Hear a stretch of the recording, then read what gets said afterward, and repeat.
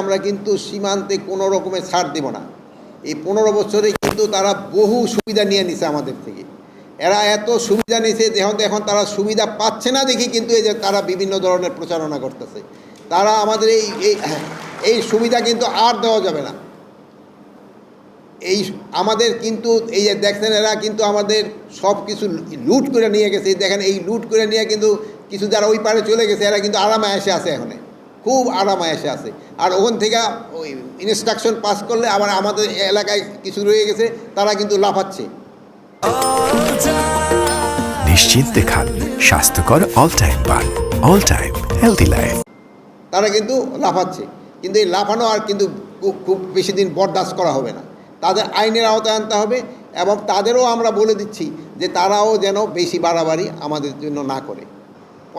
August মাসের পরে আমাদের অনেক থানা থেকেও